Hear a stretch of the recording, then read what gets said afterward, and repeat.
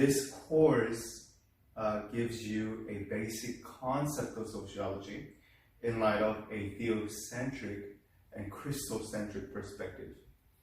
We study sociology in the world's perspective, but here we're going to see a Christocentric, theocentric perspective. So this course, from its essence, from its beginning, is designed to give students an understanding to major theories of sociology and insights into the understanding, development, structure, functioning of human society.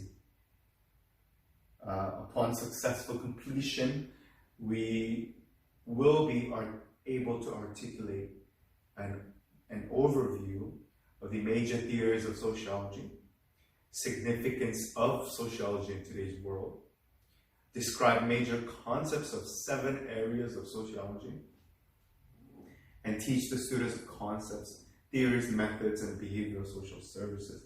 And also students will be introduced to the basic social process of society, social institutions, patterns of social behavior, and students will also be able to readily apply these theories and concepts for personal and professional purposes. Our required readings, if you look at your syllabus, are Verne-S. Prothesis, Poitras, Redeeming Sociology, God-Centered Approach.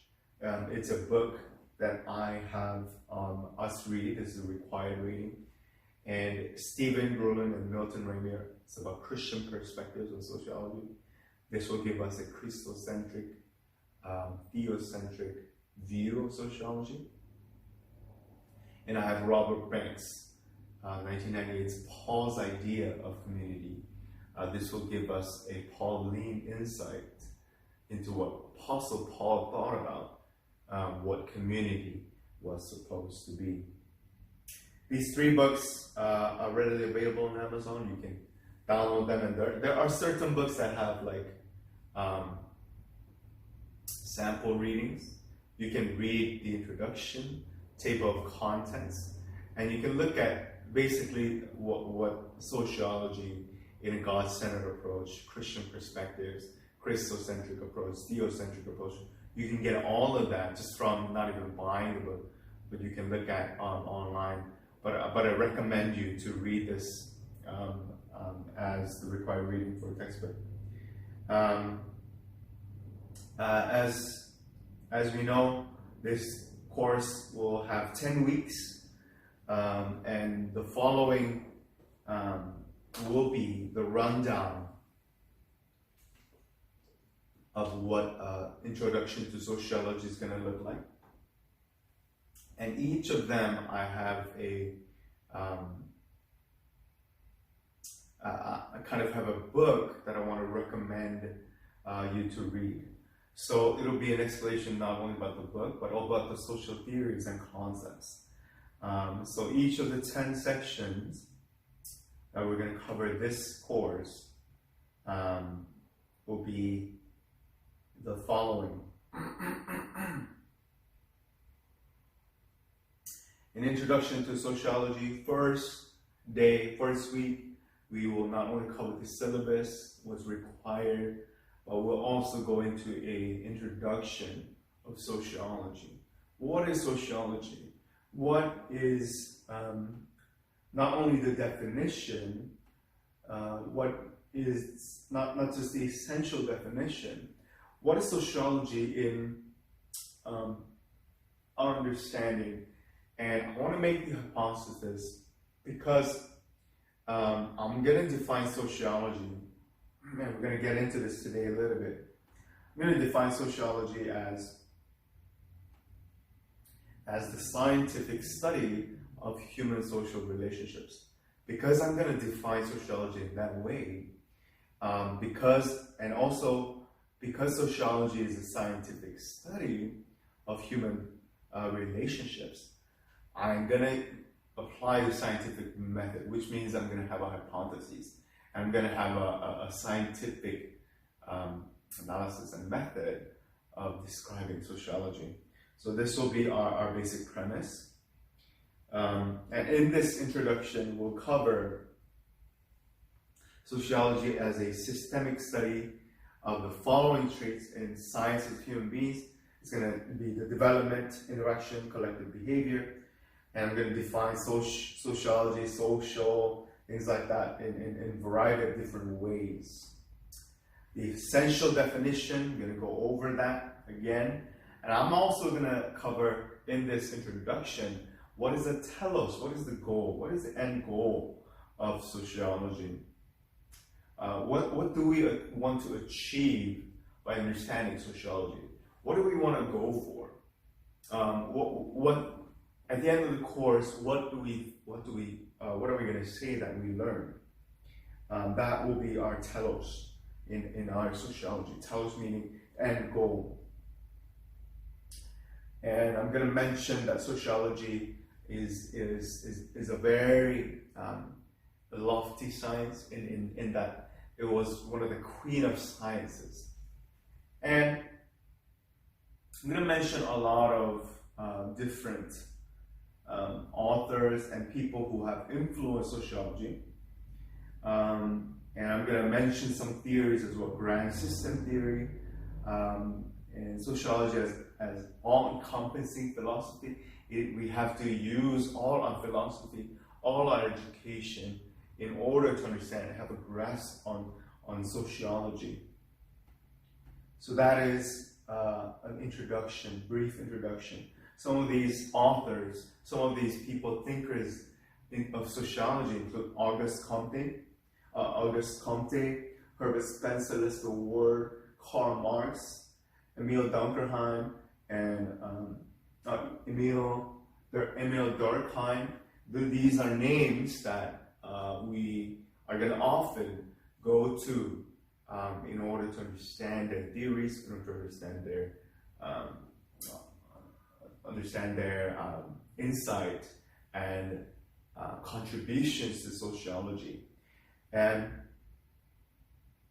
it's not just these authors, but I'm going to go deeper into this topic. Sociology is, I'm going to conclude by this section by saying sociology is predicated on the strong scientific orientation, implications of sociology, history, law, and there's going to be a strong emphasis on that fact. This introduction to sociology will wrap up in this way. Second week, we're going to talk about sociology and its method and research. Since I have already defined sociology as a scientific study of human social relationships, this scientific study will have a scientific method.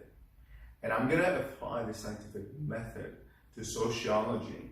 And in our understanding, in our unraveling of sociology, we're going to really go in deep into this method and research.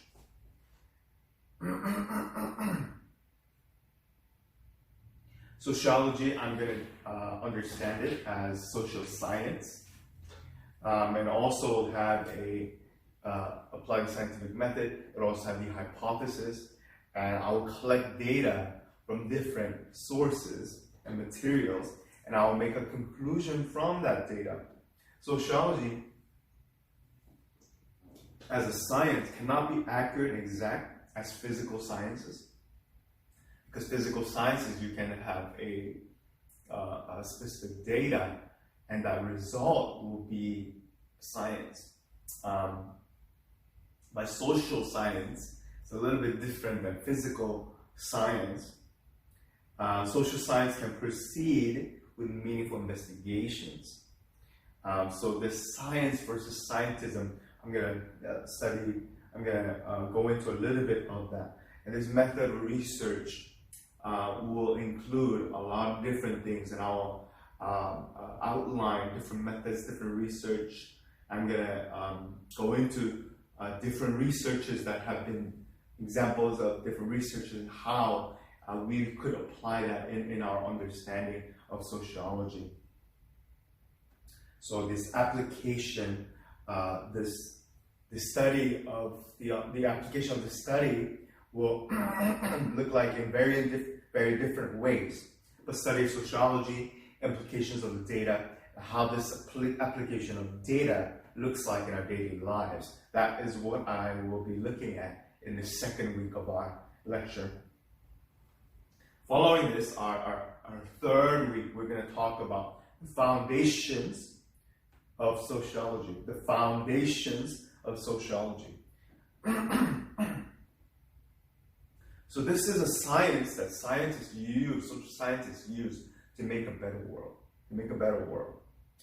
And we're going to talk about how these social constructs, how human relationships and their social institutions interact with each other.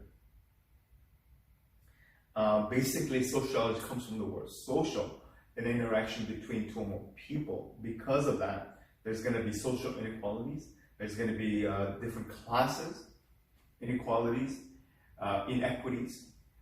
And there's going to be a challenge in modern living. And we're going to live in a global world. Living in a global world, this will impact our lives greatly. Culture, mentality, identity, being asocial, antisocial, these things will define how a society is formed. And I will draw on some movies, some TV shows that I have watched that apply to this foundation. And there's going to be different thinkers, of course, from this topic that I will address in order for us to better grasp the foundations of sociology. And then the fourth week, we're going to go into institutional sociology. This will be divided into two parts. First, I'll outline what social institute or institution of sociology is going to include. In the slideshow, I have family, education, government, economics, religion as social institutions that make up our lives. So they make up our society today. And I'm going to briefly summarize the role of these institutions. Because each of these institutions, social institutions, have a function, have a role to play in our society. Religion, especially religion, I'm going to make this claim that religion is a sign of the oppressed creature. This was Marx's point. Karl Marx showed us in his book that religion is a sign of the oppressed creature. So I'm going to make a claim for a non-theistic, atheistic view of sociology, perspective of sociology, and then I'm going to make a claim for theistic, theocentric, Christocentric claim of sociology. Social is the situation. I'm going to cover briefly about that. Social institutions include these also political ideologies as well. So communism, socialism, totalitarianism, fascism, capitalism. And I'm going to dig deeper into these social institutions, family, politics, religion, mass media, education, economy, all these things. They're going to come and they're going to show us how that applied to a nation, how a nation basically took over that political ideology and social institution, and how that applied to a nation. I'm going to cover some nations that basically embody those ideals of that sociology. So I'm going to cover Soviet Union in this fifth section, this institutional sociology part 2. I'm going to cover the Soviet Union. I'm going to cover some thinkers from pre-Soviet Russia until post-Soviet Russia. I'm going to cover People's Republic of China, North Korea, Third Reich, Nazi Germany and the United States. And this will give us a broad understanding of what these social experiments, basically, nationwide, it was a great experiment, and this comparison between which social system or social institution is better, which one works, which one does. Capitalism? Is it socialism? Is it communism? Is it fascism? What is the best way to move forward? What is society's way of understanding this? And the sixth week, I'm going to talk about this. I'm going to finally come. This will be our halfway point, and in this point, I'm going to make the claim of what our course is going to be about. I'm going to make the case for a Christian sociology. So I want to redeem, just as Poitras in his book Redeeming Sociology, as we see on the screen. I'm going to provide a God-centered approach. I'm going to provide a God-centered approach. I'm going to make that case for Christian sociology. Sociology and Christian beliefs, biblical authority, cultural relativity, and sociology and the Christian. And these two things will come together to make my case for Christian sociology. And the seventh week, we're going to finally come to a not just a case for it, but we're going to dive into the Christian perspective on sociology. And most of what I'm going to be talking about will be based on this book, Christian Perspectives on Sociology, and Lordland and Milton Reitner.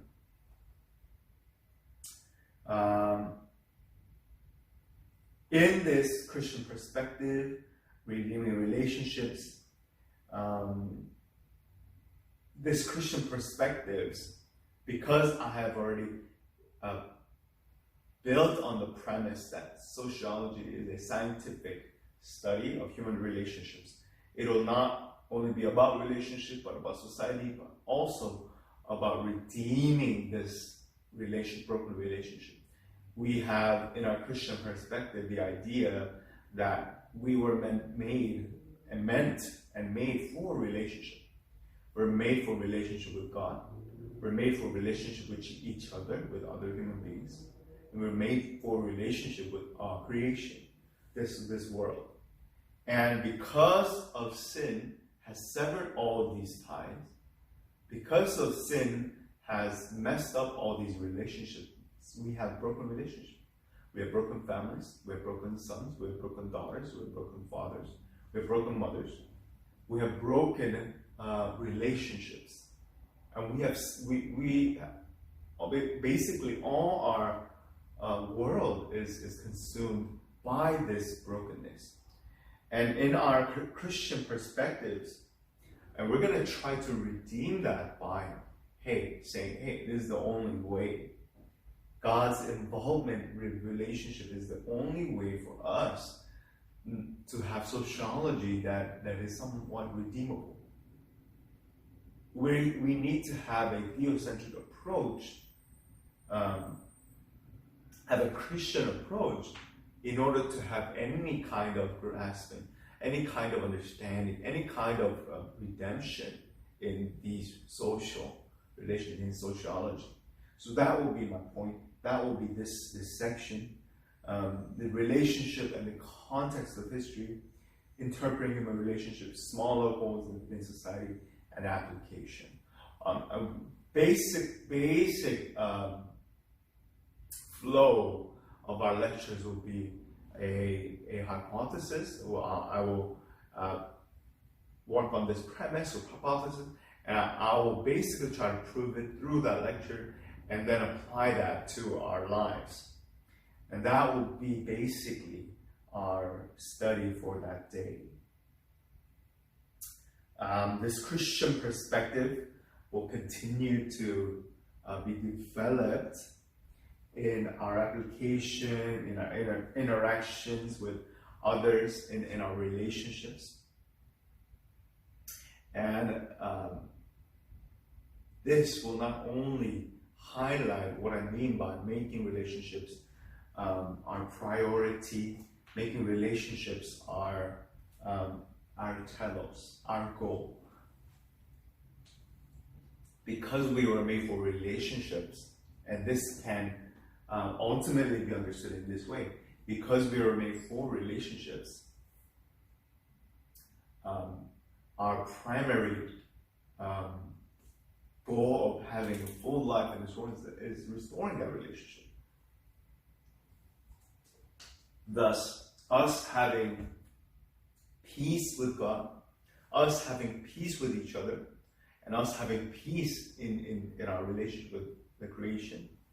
This is, again, if you think about it in sociological terms, this is the purpose and telos of what it means to be a human, what it means to be man, what it means to be a creature in this world.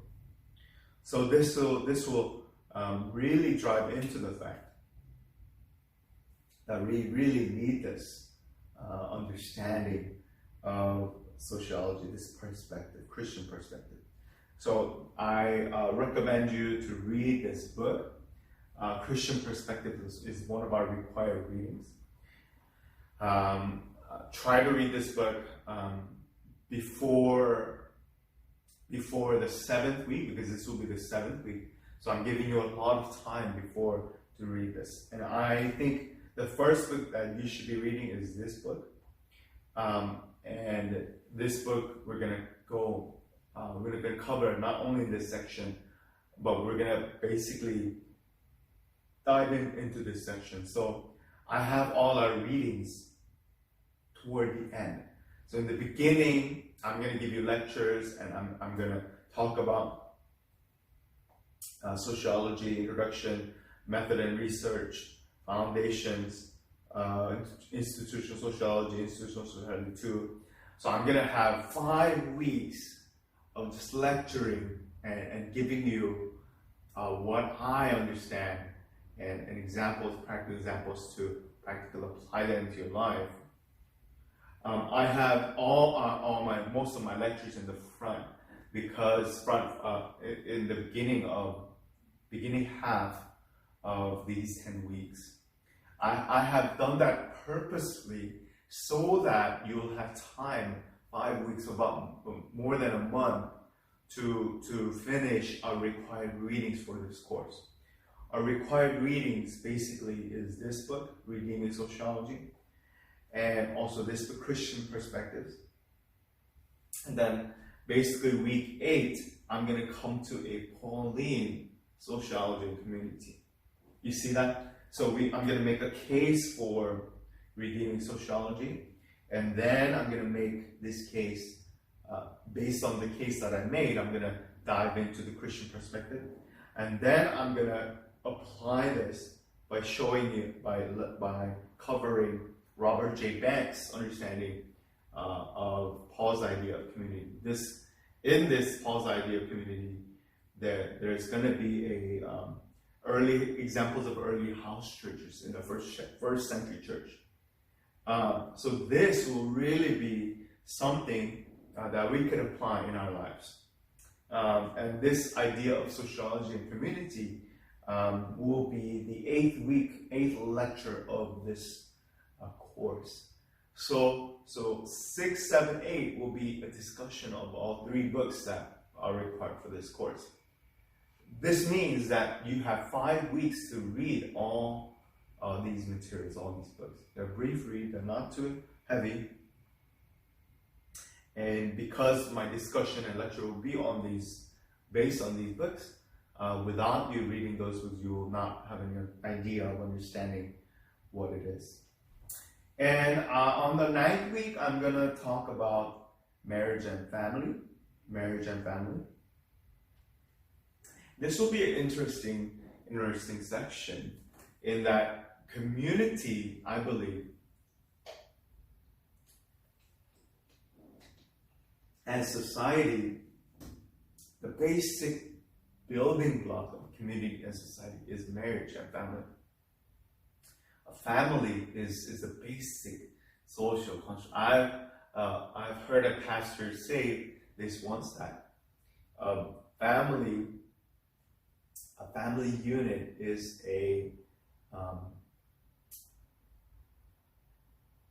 an example of church. Church is a snapshot of a church, and church is a snapshot of a family. I think I butchered what the pastor said, but in essence, a family is to show a picture of a church, and a church is supposed to be a family, right? The family of God, and they mirror each other in that it's a microcosm of church. It's a miniature church. Family is a miniature church, and a church is what a family looks like when it's spread out like a painting, like on a canvas. So this shows us that in a marriage and family, this shows us what God intended our relationship to be. And I believe that church is God's family. God the Father, and there is a Son, and we need to understand this sociology in terms of this basic picture, this fundamental picture that God has shown us to understand social interactions, relationships, and human social interaction. In this section, I'm going to talk about the differences between the gender and how families are factories that produce human personalities. Marriage contract is a war contract. I'm going to make this point that non-Christian sociology understands marriage as a social contract, community as a loving family. And then these are some of the factors that talk about marriage and family in the secular world. Then I'm going to make a Christian claim, a God-centered claim, theocentric claim to marriage and family. How marriage basically is a picture of the union between Christ and the church. Christ and the church. We are Christ's bride. We are the bride of Christ as the church, and Christ is the bridegroom. And in that, there is a union that comes in the understanding of church. Church is a family.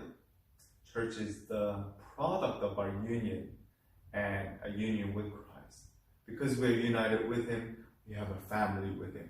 So our brothers and sisters in Christ are closer than our brothers and sisters in the flesh, right? We don't have a choice on who God, just as we don't have a choice in who God gives us as brothers and sisters, right? God chooses that for us. God also chooses the community that which we belong to, right? God chooses His family. This is my brother, this is my sister. That is why Jesus said, who is my brother? Who is my sister? Who is my mother? Is the one that does the will of my Father, right? That is what family must look like. That is what marriage must look like. And because the marriage and family is so fundamental, I'm going to try to cover this in our ninth lecture. And then I'm going to move into conclusion, praxis, and application, practical application for this course. And that will be the end of our introduction to sociology. This will be the 10-week course of our time in this lecture, in this course. Introduction to sociology. With the time that is given to us, I will try to unpack a little bit of what sociology is going to be. This essence of sociology sociology. And in its introduction, I am also making this claim, as I said before, sociology is a scientific study of human social relationships.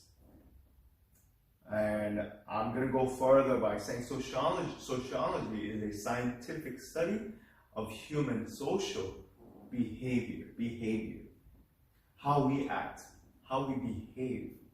And the question remains, what is social?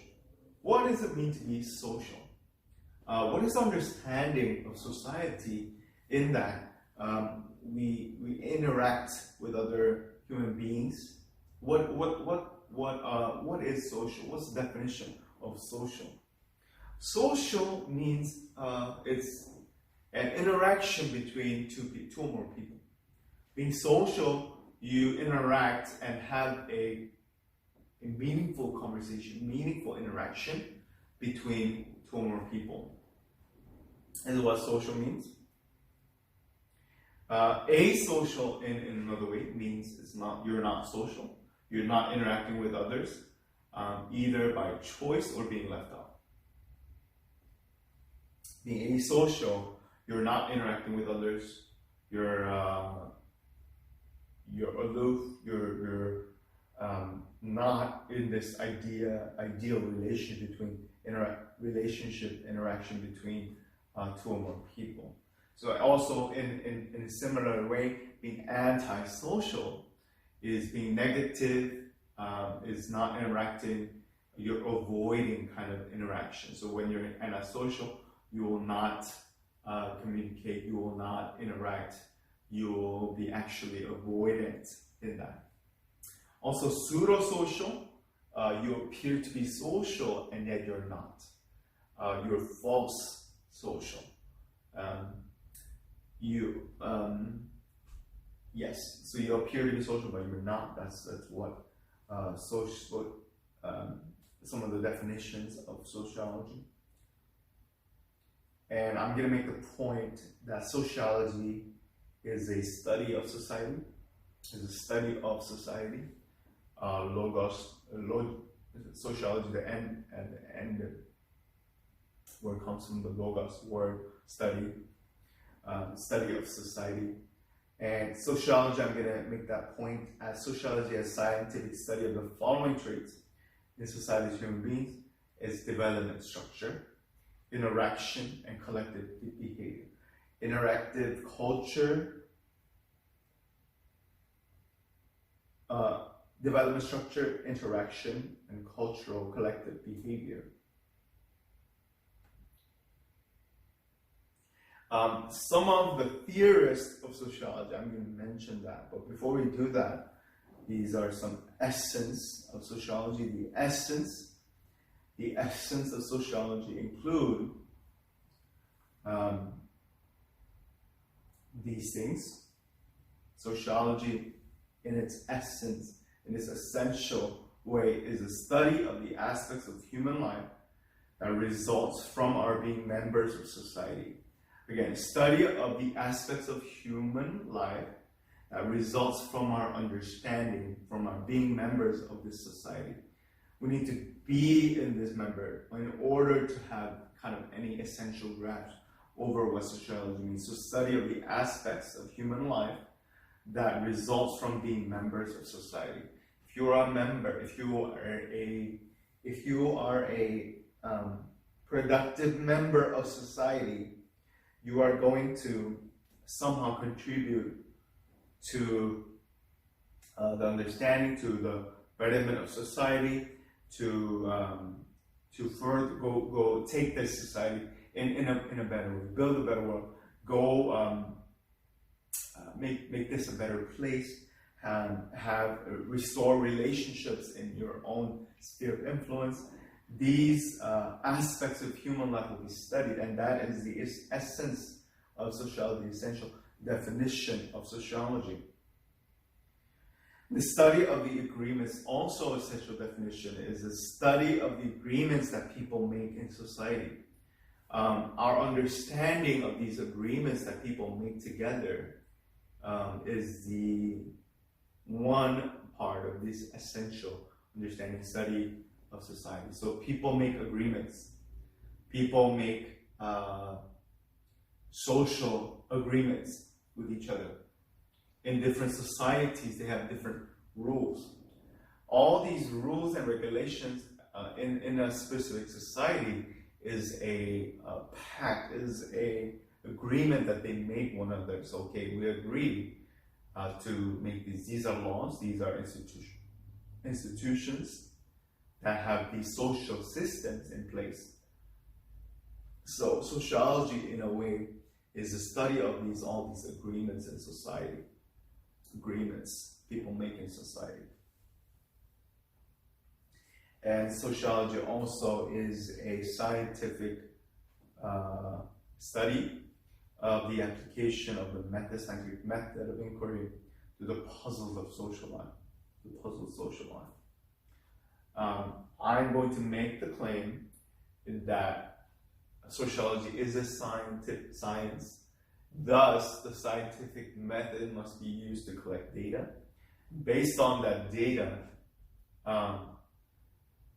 first, because scientific method requires a hypothesis and the collection of data, and based on that, because of the data that's collected, there is going to be a conclusion. This hypothesis is correct or not, right? And I'm going to try to claim that essential definition of sociology, in that sociology is an application of the scientific method that points and that tries to unravel, tries to understand this puzzle of social life, tries to crack this puzzle. So this telos, in the telos of telos of sociology, what is this telos? What is this end goal? Where are we going with this? There were some theorists that really claimed that sociology was a queen of sciences. Sociology was the science that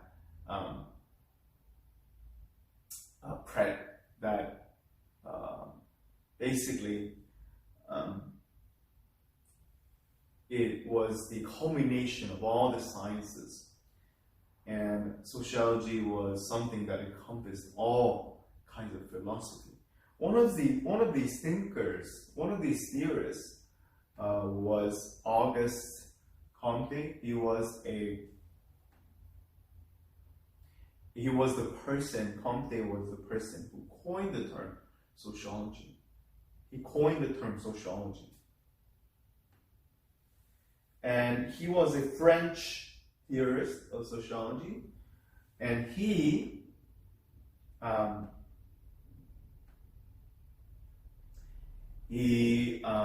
had understanding of the social dynamic, this change and attitude of acceptable behaviors. He practiced cerebral hygiene, and he basically was he had this view of positivism, that all science should be value-free and objective. Comte, he was known for this understanding that sociology had this all-encompassing philosophy. One of the other thinkers, theorists were Herbert Spencer, Lester Ward, and one of them was, as you know well, famously, is Karl Marx. Karl Marx, he was one of the theorists. He lived from 1818 to 1883. So technically, Karl Marx was not a sociologist, but he had a profound effect on sociology and also in history. Marx had a significant influence in economic determinism. Based on his works came socialism, communism, and he believed in this institutional sociology, in that Marx was concerned with this class conflict. social inequality, class inequality, economic inequality. Thus he wrote that this working class. He wrote about the fall of the bourgeois and this proletariat, the working class. And he felt that any historical change will involve conflict between the workers and capitalists, workers and the bourgeois. And that's where these revolutions began happening. One of the most famous revolutions based on Karl Marx's theory, understanding, and influence is the Bolshevik Revolution that threw down the Tsar. Marx was also, interestingly, he talked about organic totality.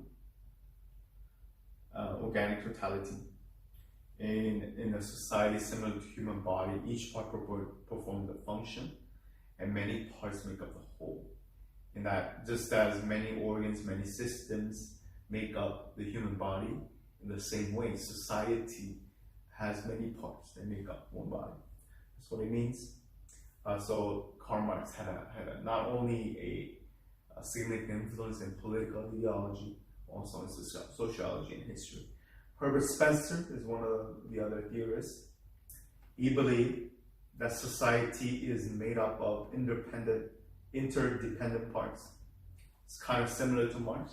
Society is made up just like a puzzle. Each piece had a role to play, but they were interlocked and interdependent with one another.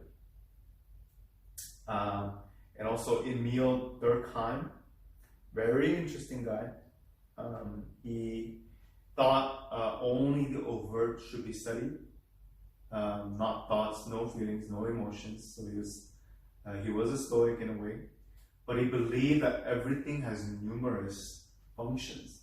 He believed everything in society has numerous functions. These functions include different things.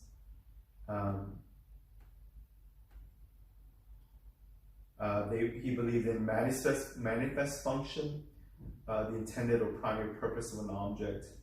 So transformation, latent function, the unintended purpose is a status symbol, right? So just a car. So Emile Durkheim, in a way, greatly influenced the modern functionalist theory. And he was the first scientist. Emile Durkheim was important in that he was the first scientist, first sociologist to systematically apply the scientific method of society. That's why he was famous. Herbert Spencer, what he was famous for was that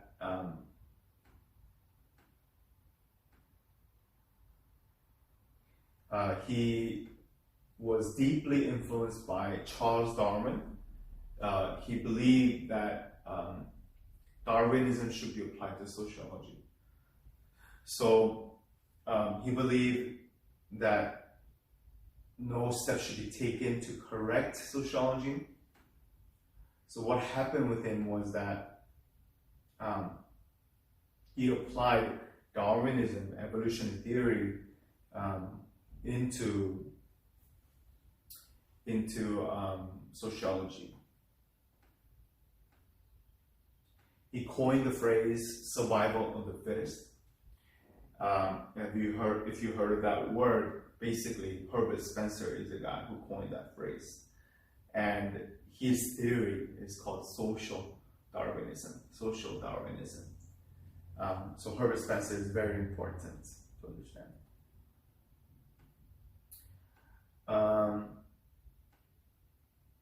And we talked about Emile Durkheim. He was responsible, and he greatly influenced the modern functionalist theory. Functionalist in that if you see a car, the manifest function is the transportation of the car. So you get to point A to point B. But if you basically have a car, you not only have the manifest function, but you also have a latent function in that the car is somewhat a status symbol. Also, Max Weber is one of the theorists of sociology. Max Weber, he studied the effects of society on the individual. Max Weber also influenced the modern interactionist theory. In his study, Max Weber had this term Verstehen. I'm butchering the pronunciation. But Verstehen, essentially seeing a situation through someone else's eye. Max Weber was keen on the idea that you need to see every situation through the eye of another. He was interested in groups within society, not just society as a whole. Max Weber understood that there is a group within a whole, like a whole within society, like WHOLE, not HOLE. There was a whole group in a setting, sociological setting. So Max Weber understanding the meaning of others attached to their actions. So these handshake was something showing you that I didn't have a weapon to kill you. Opening the hands was a show that I didn't have any concealed weapon, and pointing to something was these actions all had something, right? That was these gestures and hand gestures all had some kind of meaning, social meaning.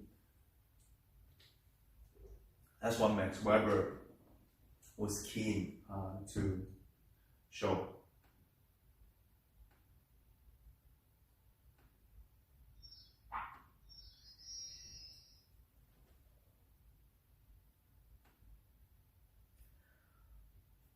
So, what is the structure of the society as a whole? What are these essential components? Why are they related? Why does the society differ from others? This social, and also I want to talk about sociology predicated on the strong scientific orientation. So where does the society stand in human history? How is it changing? How is it affected by the historical period in which it exists? Historical thing, right? So what varieties of people, who survives and prevails in this kind of society? What are the men and women like in this society? Who are the winners? Who are the people who prevail? Who are the people who are selected to perform in this society? So, kind of a brief review. Which theorists who developed the idea of social Darwinism is Herbert Spencer. He came up with the idea of social Darwinism. Who came up with sociology as a term is a French sociologist, Auguste Comte. Who is a theorist that emphasized class conflict is Karl Marx. And who's responsible for Verstehen is Max Weber. His Verstehen, remember, is looking at the situation through someone else's eye.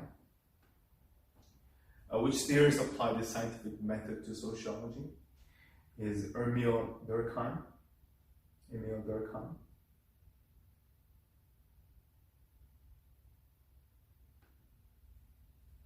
And that is what these theorists began to claim for themselves. And these are some of the thoughts that are behind social theories.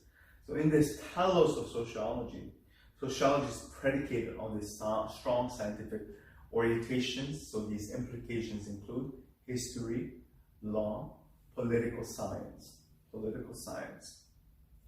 And yeah, that is what sociology in itself is about.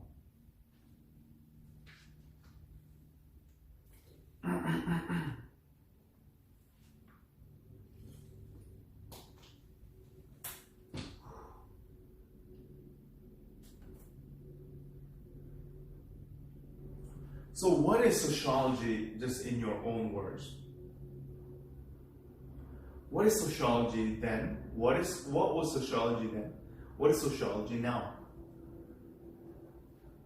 Sociology is a science, again, that studies human society, social behavior. Social interaction, in a way, is how people relate to one another and influence each other's behavior. So a social phenomenon is something that you can observe between one or the other. So social phenomenon is an observable fact or event. The sociological perspective teaches us to look at social life in a scientific or systemic way. So, an example, poverty is often a result of high unemployment, right? If everyone's employed, then you don't need poverty. You don't have poverty. So, social perspective, it teaches us to look at social life in a scientific or systemic way.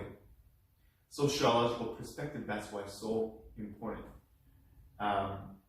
So a sociological imagination, I covered briefly on sociological imagination, is the ability to see, this kind of has to do with verse 10 that Max Weber showed us. Sociological imagination is the ability to see the connection between the larger world and our personal lives. So we all have our personal lives. We are all living in this kind of bubble, right? And sociological imagination allows us to burst that bubble, not only to burst that social bubble that we live in, but also to look at other social situations through the eye of another. So it gives you an eagle eye, eagle perspective view to see the society as a whole, and see the larger world connections in our lives, what happens with our lives. So this is the importance of sociological perspective. So when we see poverty, we're not going to see, okay, this person is poor. This person is poor because he doesn't work. No, it's a bigger thing. These kind of increase in poverty is an effect of high unemployment. That has to do with some kind of social reason as well. So sociology's place, what is sociology's place in social sciences? We already predicated our lecture on social science, that sociology is actually a science. What is sociology's place in the social sciences?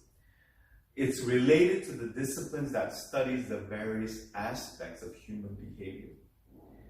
It's related, it's observable in that every interaction, every behavior that we have with other humans is empirically observable, is empirically, scientifically able to have a hypothesis that has its own data, and we can make a conclusion from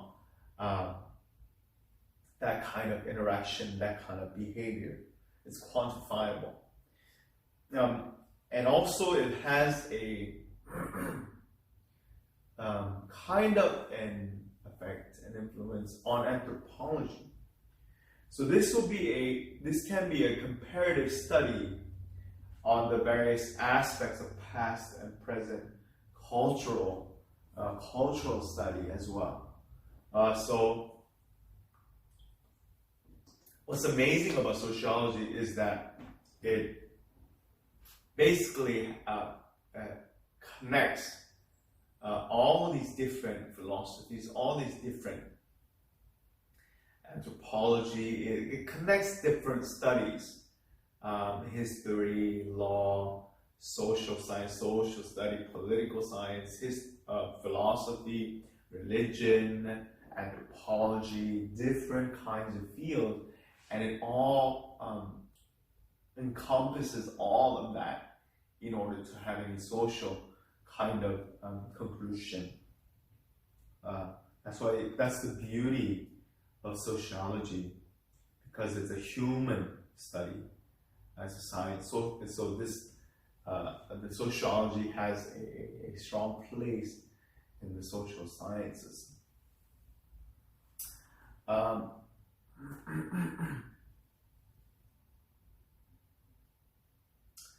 In social sciences, I'm gonna again talk about some of the things that sociology includes. Study of sociology is important in the place of social sciences because it also deals with economics. Economics is a study that choice people make in their effort to satisfy their want and need. I mentioned again political science. It examines the organizations and operations of government, and also has unique contributions to history and study of past events that might influence the future also. And the development sociology, I'm going to talk about then and now. Sociology then, sociology now. The development of sociology is a distinct field of study. It began in the 17th and 18th century. It began with the Industrial Revolution and French Revolution and American Revolution as well. So this rapid explosion of urban population, it produced a number of social problems with individual liberties, individual rights, became a wide variety of social, political movements, such as the French Revolution and the American Revolution. Sociology had huge impacts in these revolutions.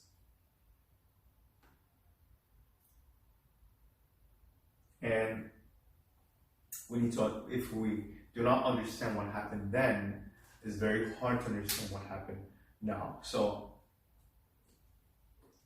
history will be an important part in this lecture as well. So sociology then and now face different struggles and institutional problems. The early years of sociology, it took root in the 19th century, primarily in France, Germany, and England. These nations had they felt the effects of the Industrial Revolution, especially England, especially the United Kingdom. And these led to one of the early years of Industrial Revolution. French philosopher Auguste Comte, I mentioned this, he was a theorist, social theorist. French philosopher, he is considered the founder, the father of sociology. He was the first person to use this term. He coined the term sociology, and he used that word sociology to describe the study of society. Auguste Comte believed that sociologists should be concerned with two basic problems: order and change. Order and change. He was concerned with finding solutions to chaos created by French Revolution. He wanted to bring order. He wanted to study order in his understanding of sociology. So he believed that his social science understanding of sociology could give stability to his world, to his French Revolution chaos that occurred after that happened.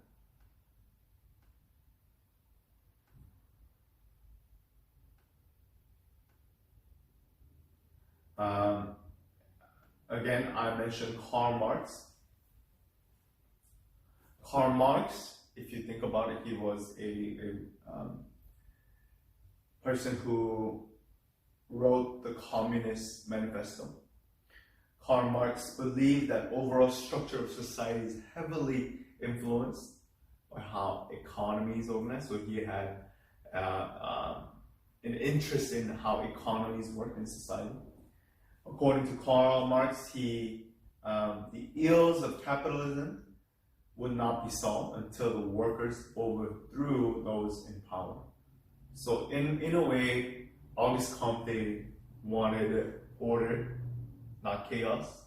But Karl Marx wanted, I think, more chaos, so that he wanted this working class to overthrow those in power. From this came the famous Bolshevik Revolution. The writings of Marx largely were a reaction to the harsh social condition produced by the Industrial Revolution. So this Industrial Revolution had different impacts. It impacted Auguste Comte, impacted Karl Marx, but in very different ways. Industrial Revolution was what basically sparked the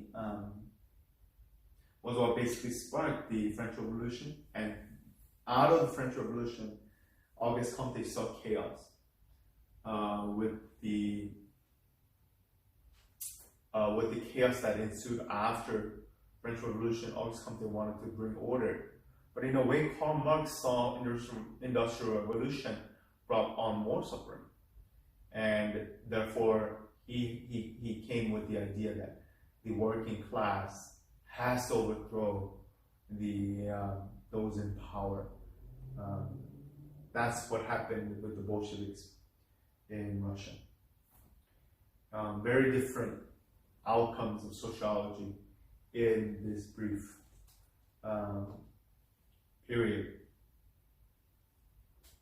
That's what Karl Marx believed, and that's what he wrote in Communist Manifesto. Herbert Spencer, very interesting fellow, very influenced by Darwinism. He believed that Darwinism must be applied to sociology. That's where he coined the word survival of the fittest. If you've never heard that word, if you have ever heard that word, this is the guy, Herbert Spencer is the guy who coined that phrase. Social Darwinism, survival of the fittest. He believed that the fittest societies would survive over time. So there were societies that were more evolved, more sophisticated, more resilient, that would survive over time. That would lead to a general upgrading of the world as a whole. Spencer thought of a society as a living organism, just like a cell or cancer cell. And he believed that the only fittest society will be left standing. Very interesting. He applied Darwinism to society. Very much influenced by Charles Darwin. Emile Durkheim, again, he was the first sociologist to systematically apply the methods of science to this new field of study of sociology. Like Spencer, he saw society as a set of interdependent parts, like a puzzle that maintained the system over time. Again, Emile Durkheim, he was the founder and he basically was the father of functionalist idea, the positive consequence that an element of society has for the maintenance of the social system, his function. So his function, the structure of functionalism starts from race and ethnicity, social class, and then it goes with family, gender, culture, deviance, religion, education, knowledge, science, structure, economy. All these structures have a function, right? That's what Emile Durkheim believed. He had a similar view to Spencer, but he was the first person to apply the scientific method in his understanding of sociology, or in his way to describe sociology. Max Weber, again, unlike others, Weber was more interested in the groups within the society more than the social whole. So he focused on the groups within the social society rather than the whole sweeping societal theories. Again, I talked about Verstehen, this empathetic understanding of the meanings others attach to their actions. So looking at some specific particular event through the eyes of another, this empathetic understanding, he was concerned about that. He was also concerned about ideal type, which was this description of the essential characteristics of some of their aspects in society. So unlike other sociologists, Max Weber thought it was important to understand the individual rather than the whole. Very, very modern understanding, but he was different from other sociologists in this way. So he valued individual over the whole. He focused more on what others thought. And this empathetic understanding was what Max Weber was good at, was talking about.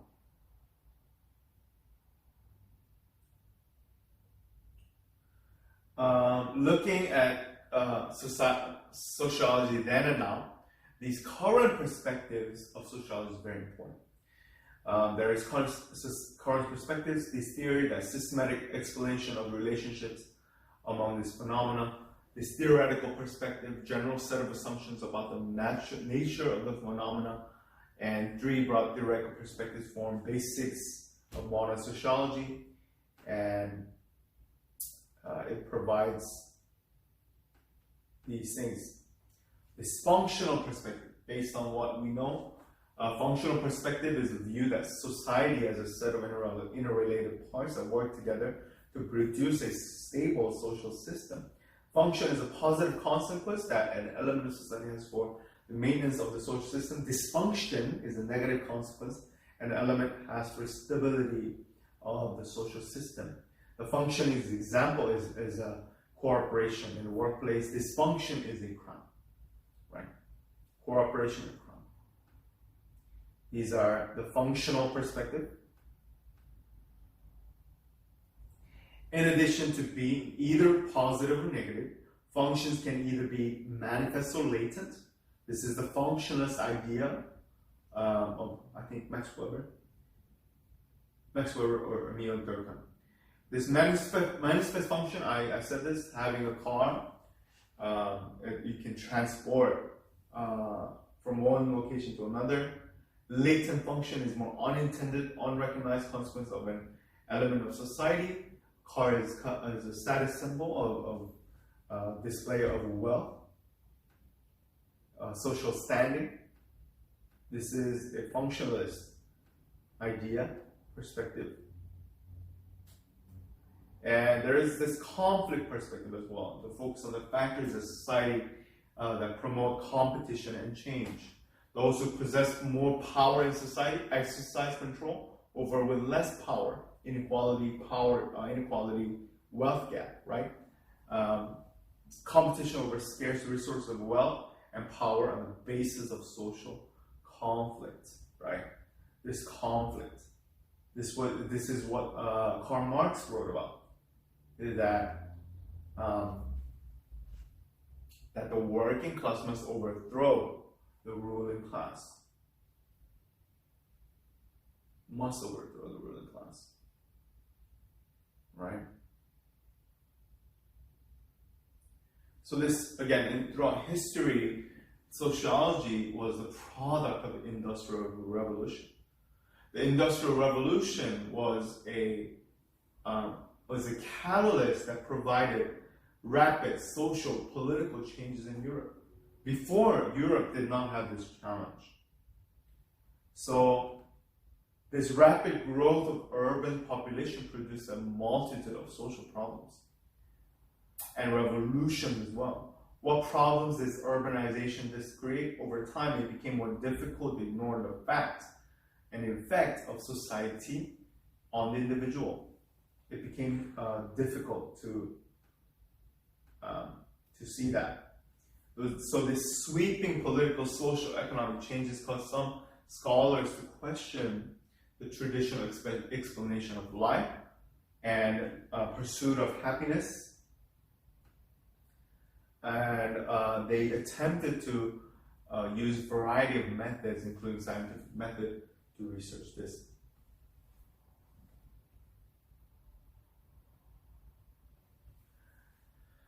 Social order, social changes. So this functionalist perspective is interesting in its way as well.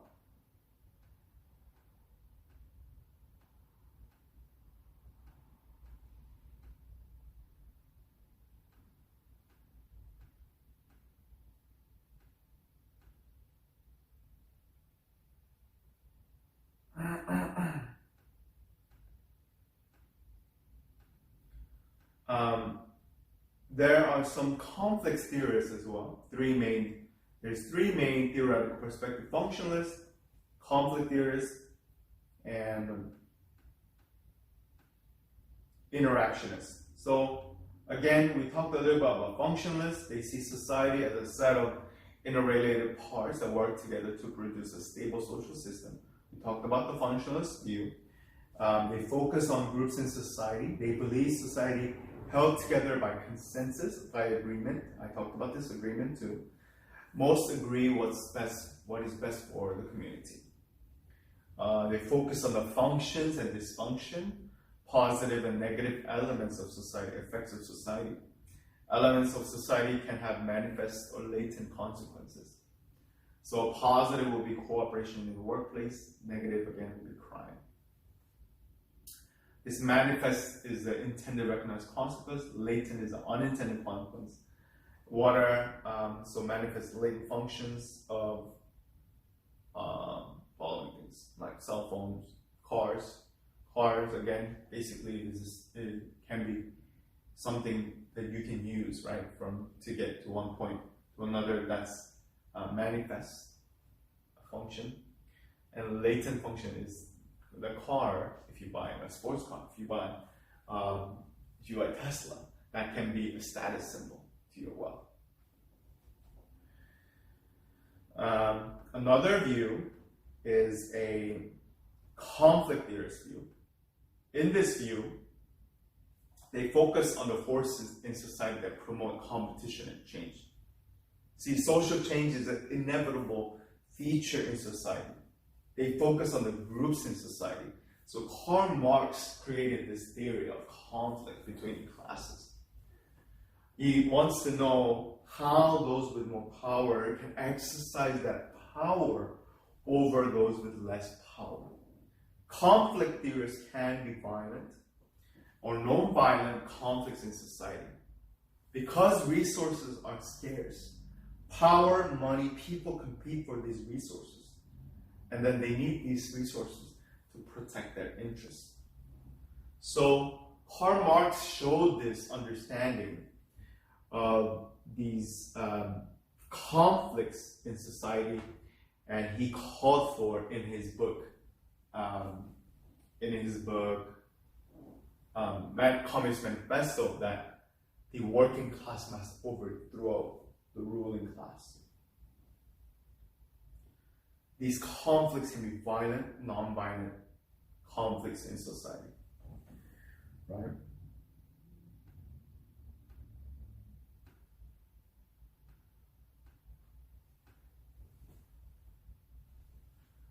There's another third view of viewing society, interactionist. This focus on how individuals interact in society and on the meanings of individuals attached to their own and to others' actions, how people respond in society. This theory focuses on the individual. This theory is concerned with individuals' emotions thought. So Max Weber was the one who came with this main third interactionist view of society. This theory focuses more on what the individual thought rather than the society as a whole. His theory is concerned with individuals' emotions, thought, process, decision making. This very empathetic view of this society and theory. So this view, interactions view, focuses on the role of symbols in everyday life. How would the interaction perspective apply the following? Choosing a job, increased use of technology, very empathetic view of society as an interactionist. They focus more on the interactions between one person to another. So these three theological perspectives: functionalists, conflict theorists, and interactionists. Again, summary would be: functionalists see society as a set of interrelated, interdependent parts that work together that produce a stable social system. They focus on function and dysfunction. Conflict theorists they focus on the forces in society that promote competition and change. They see social change as inevitable features of society. They focus on how individuals interact. Interactionists see sociology as the focus on how individuals interact in society and on the meanings individuals attach to their own and others' actions within this. So these are the three views of sociology then and now. Sociology, again, is a interdependent,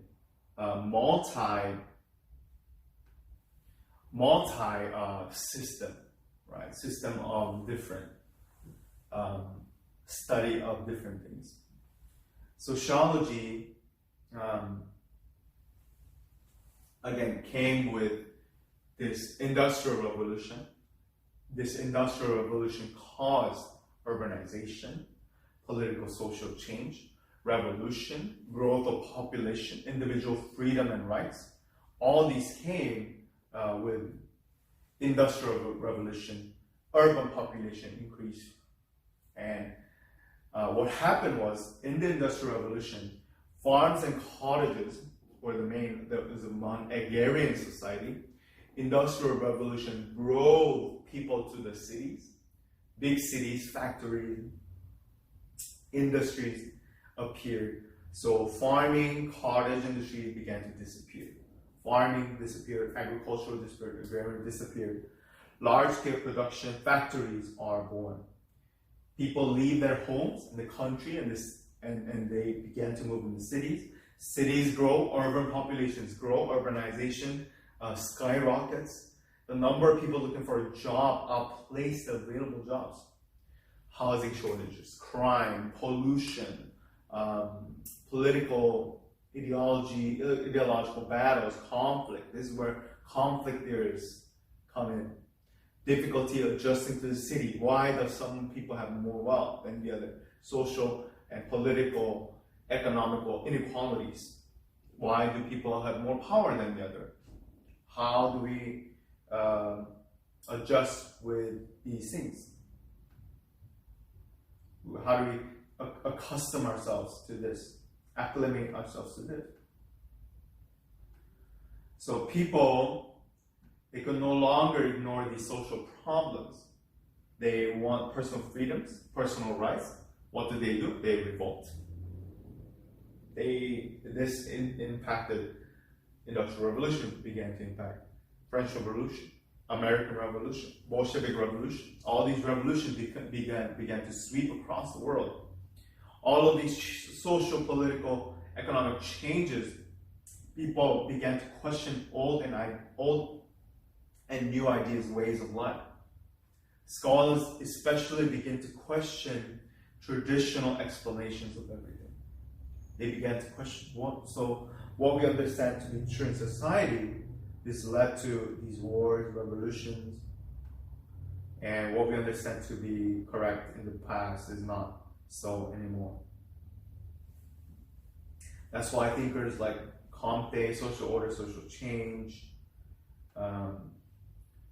social statistics, social dynamics.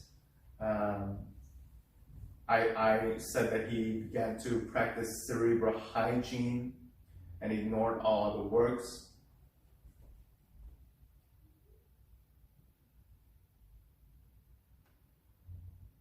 Herbert Spencer, English philosopher.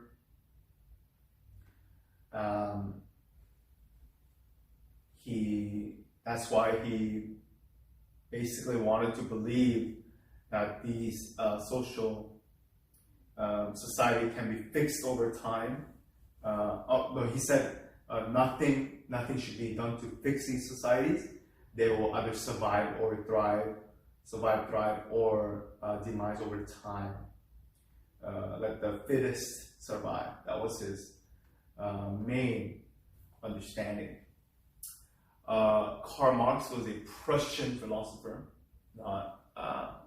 and he attended several universities, and he always had different kinds of views. So Karl Marx, in a way, he was one of the conflict theorists, and he believed that the structure of society is influenced by how its economy is organized. Economy was a big thing to Karl Marx. So how capitalists owned the means of production and the working class had to own nothing. This was his understanding of the conflict between these two classes. Society with the ruling class, society with the working class that were different. So Karl Marx believed that a huge conflict revolution was necessary. He believed workers would create a class in society with each citizen would contribute according to his ability to be rewarded according to his needs. Marx believed that his imbalance in power would inevitably lead to a conflict. That's what he wrote in his book, Communist Manifesto. Emile Durkheim, he was a French philosopher. Durkheim, I talked about a lot of his understanding. He applied the scientific method. So I will try to approach Emile Durkheim in our lectures because we want to apply the scientific method. Like Comte, he was concerned with problems of social order, and he was largely responsible for the functionalist idea. He viewed the rule of these independent parts of society as the terms in their own function. Spencer saw society as independent parts that maintain the system, right? Not interdependent, not coherent parts, but he viewed as independent parts that maintain the system. Durkheim viewed the role of these independent parts in terms of their functions. Function is a consequence that an element of society produces for the maintenance of a social system. Function is a consequence that an element of society produces for the maintenance of a social system.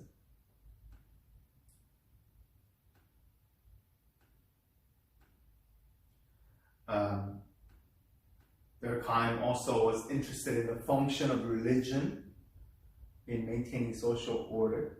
This is very important. Durkheim, although he was a functionalist, he was interested in the function of religion in maintaining social order. Just like Comte, he was not a person who wanted disorder. He didn't want conflict. He didn't want revolutions. He wanted rather to produce social order. He believed that shared beliefs and the values were the glue that held society together. Durkheim believed that you should only study the features of society that are directly observable, empirical. Religion was huge for him, and he was only studying things that were readily observable. Max Weber was also Prussian, like Karl Marx. He received his doctorate from the University of Berlin, taught at the University of Berlin and Heidelberg. He was interested within separate groups of society rather than society as a whole, as you know. Right? And this is a brief review. He focused on the effects of society and the individual. I believe sociologists should go beyond studying what can be directly observed. Remember what Durkheim only observed what can be observed, but Weber went further than that, to go beyond what can be directly just observed, but attempt to not just observe what is directly perceivable, but to attempt to uncover even the feelings and the thoughts. A little bit into psychology, Max Weber was he proposed this idea of Verstehen, an attempt to understand the meanings of individuals to match their actions. Not just look at this event through another's eye, but to really empathize his understanding of sociology through another person's actions, hard to attempt to understand that. In other words, put yourself in the place of another, see situations through their eyes. This empathetic understanding. So these are some of the sociologists that have influenced sociology in the past. What are, huge review, just review from again, sociology is scientific study of society and human behavior. What and how? What does sociology study? The main interest is how people relate to one another and influence one another behavior. Focus on the groups. How is what strategies does sociology have? Sociological perspectives include unbiased way to view the familiar, the unfamiliar to ourselves. It views the group behavior in a scientific, systemic way, right? That's the what and how of sociology.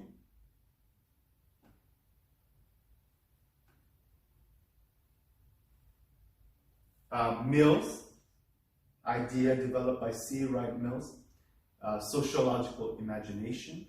He came up with this idea, the ability to see the connection between the larger world and your own personal life. And we have a lot of different historical implications to understand. Sociology is a social science. We're gonna nail this fact. Sociology is a social science. It studies human social behavior or the interactions with function of human society in a scientific manner. Other social sciences include anthropology, psychology, economics, political science, history. But social science is what we want to focus on today and in this course.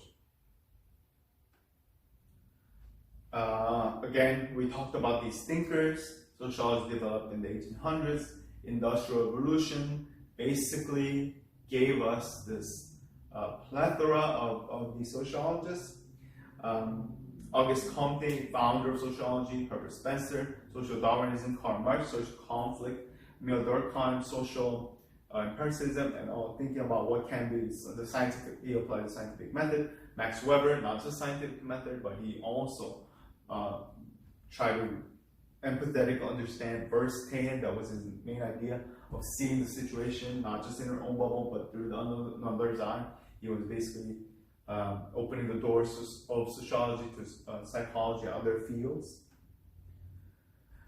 Industrial Revolution, American and French Revolution had a huge, these three revolutions had a significant impacts. Industrial Revolutions, rapid growth, urbanization, social problems called for sociological study and understanding. Industrial Revolution had rapid growth in urban population. Social problems caused societal inequalities, understanding of political inequality, economic inequality, unemployment, crime, pollution, urban life. American and French Revolution demands for freedom and rights. Scholars question traditional explanations of life, influence of science, learn through observation, empiric experiments, data, and collection. So this caused, these three revolutions caused a huge gap and a huge push for a study in sociology. from rural settings to crowded cities. That was the move that happened. Families lived in poverty and despair. And as you can see in the Great Depression era, there were so many people who moved into the cities that everyone wanted to work, but that did not have work.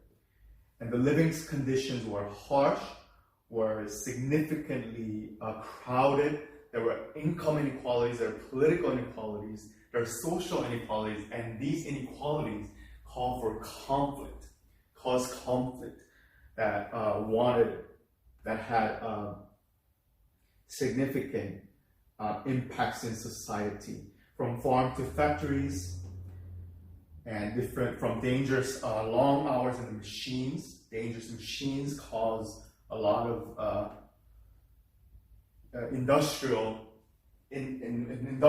problems, and these things cause more issues in this era. Child labor was an issue that came up. Some children work in the mines producing the coal, power the factories.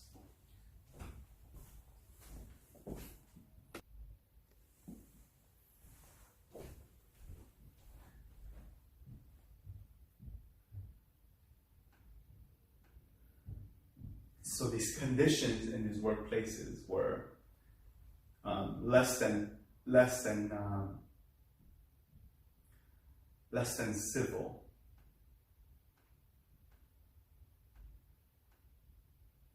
So these thinkers and these social theorists had their own theories about what needs to happen in order for societies to progress, societies to go into not only thrive in history, in law, and so in political science,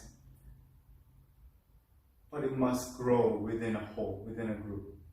So there's social theories, social understanding, sociologists such as the French philosopher Auguste Comte, English sociologist Herbert Spencer, German philosopher Karl Marx, French sociologist Emile Durkheim, German sociologist Max Weber. All these thinkers, sociologists, philosophers, they have one goal in common. They want to figure out they want to observe, they want to collect data, and they want to apply. And that is exactly what I want to do. And I want us to become amateur sociologists in a way, to observe what's going on in our world, to observe what's going on in society, and make a hypothesis, use a scientific method to collect data, and then conclude and apply that in our lives. And in a way, I want to make a case for Christian sociology. And in that scientific method, I believe I'm going to cover the scientific method first, and then the Christian perspective of sociology. And I believe that this understanding of sociology in this way, where we have a hypothesis, scientific method, and conclusion, and apply that to our lives. I believe that when these sociologists that I just mentioned, Comte, Max Weber, Emile Durkheim, Karl Marx, Spencer, all these people who had these kind of theories, social theories, they were heavily influenced by the Industrial Revolution, American Revolution, French Revolution, social upheaval, huge changes, urbanization. People started moving from farming to the cities. Cities were overpopulated, crowded, pollution, all these child labor, all these issues came about. In the same way, we're living in the fourth industrial revolution. Again, it's happening again, where all these we're not moving from farms to factories anymore. We're moving from it's a digital revolution. It's no longer the system we used before. It's AI. It's electric vehicles. It's automated automation, automated driving, automated systems, automated retail shopping.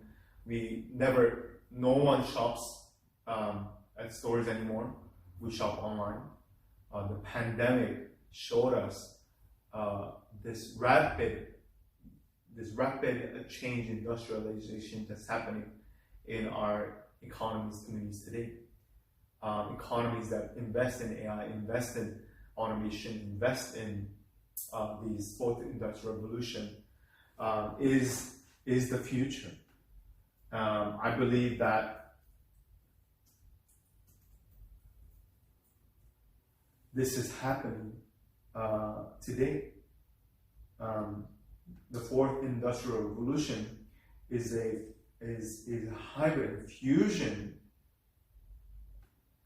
of artificial intelligence, of scientific, of robotics, of the internet, genetic engineering, quantum computing, and more. This fourth industrial revolution is a way of describing all the physical, digital, biological revolution. So this future in 3D printing, genetic engineering, quantum computing, these robotics, internet, you've heard of all these things before. Neuralink, SpaceX, everything that's no longer science fiction. It's actually happening to us right now.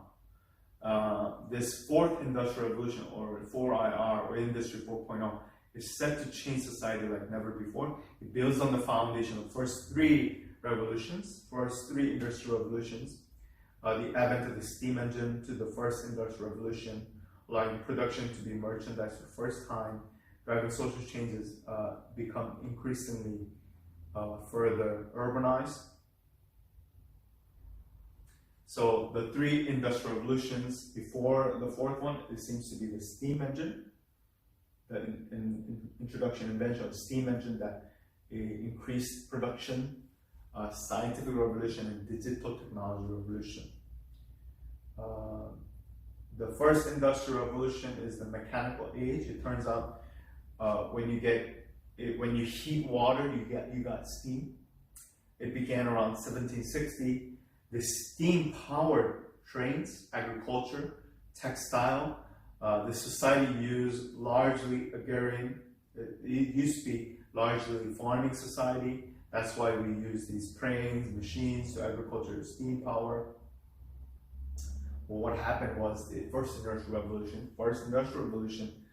resulted in steam engines that used that exploded factory. Unskilled factory laborers were cheap and plentiful. They made to work long hours, often in incredibly unsafe conditions. Even children were forced to work long hours alongside adults. These conditions endured until the 20th century.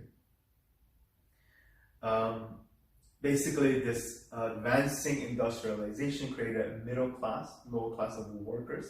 Cities' industry grew more quickly than ever before. Economies grew along with them. Second industrial revolution, age of science and mass production. Scientific inventions came after the age of the steam engine.